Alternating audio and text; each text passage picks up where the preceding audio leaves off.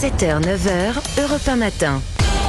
L'édito politique sur Europe 1 avec Le Figaro. Bonjour Vincent Trémollet de Villers. Bonjour Dimitri, bonjour Anissa. Bonjour à tous. Vincent. Vincent, le Conseil constitutionnel a rejeté hier la demande de référendum d'initiative partagée sur l'immigration qu'avaient lancé les Républicains. Êtes-vous surpris de ce rejet ? Alors, surpris malheureusement non, mais je suis frappé par une chose qui m'apparaît de plus en plus claire. À mesure que les effets d'une immigration anarchique s'amplifient dans le pays, parfois de façon tragique, la possibilité d'une délibération collective sur ce sujet central s'éloigne. Et ce qu'ont dit les sages hier en est une preuve supplémentaire. En fait, cela fait des décennies que des lois, des discours, des règlements, des jurisprudences, des proclamations, des intimidations sociales, culturelles, décidées par le gouvernement des juges, promues par une partie de la machine médiatique, nous mènent au désastre. Ces belles âmes encouragent la poursuite d'une politique qui se prétend humaniste, mais qui en vérité est criminelle. En une semaine, le décor Potemkin de la France du vivre ensemble s'est effondré devant nous et a dévoilé une réalité épouvantable, inimaginable il y a encore quelques années. En quelques jours, des enfants venus d'ici ou d'ailleurs ont été frappés, parfois jusqu'à la mort, par une violence archaïque et islamisée. C'est Samara lynchée pour une tenue à l'européenne. C'est Shemseddine frappé à mort comme au Pakistan pour un écart amoureux. C'est une jeune fille de 13 ans agressée en Alsace pour n'avoir pas respecté le ramadan. C'est un jeune Algérien à Bordeaux égorgé à la tombée de la nuit par un Afghan demandeur d'asile parce qu'il buvait un verre de rosé. On pourrait ajouter l'histoire du proviseur de Maurice Ravel menacé de mort parce qu'il avait demandé à une jeune fille de retirer son voile.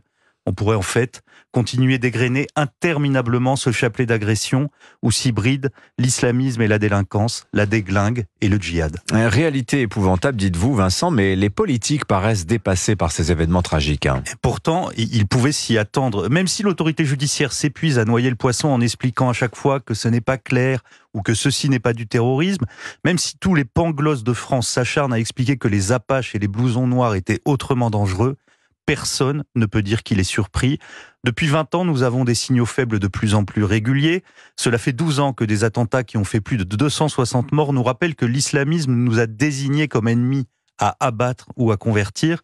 Cela fait des années aussi que des philosophes, des politiques, des écrivains, parfois au risque de leur vie, sonnent l'alarme. On peut penser plus particulièrement à Boualem Sansal. Par son œuvre et ses interventions, l'écrivain algérien nous a déjà prévenus. Dans son pays, les islamistes ont d'abord ciblé les mauvais, entre guillemets, musulmans, pour leur imposer par la terreur les rigueurs de la loi coranique. Pierre Vermeuren, ce matin dans Figaro, lui parle très justement de réislamisation par le bas des Français musulmans, sans que ce projet, nous l'avons tristement vérifié, n'épargne ni les juifs, ni les chrétiens, ni les mécréants. Et le pire, c'est qu'à force d'agressions, de crimes, d'attentats, on s'habitue. Et il ne faut pas s'habituer, c'est la première exigence. Il faut regarder en face ce chaos, fruit d'une politique d'immigration délirante et d'une naïveté confondante vis-à-vis de l'islam politique. Il faut demander dans les yeux à ceux qui nous gouvernent comment ils peuvent s'accommoder de cette situation, comme si les crimes de l'islamo-délinquance n'étaient plus qu'un bruit de fond. Il faut déchirer le voile de l'habitude pour prendre la mesure d'une situation qui, à bien des égards, est hors de contrôle.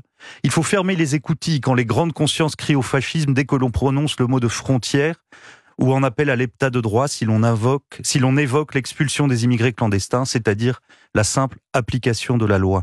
Il faut en revanche écouter les Français qui ont compris dans leur très grande majorité que la première menace pour notre état de droit, c'est la loi coranique. L'édito politique sur Europe 1. Merci Vincent Trémollet de Villers. À la une du Figaro ce matin, la France confrontée à la violence islamiste du quotidien.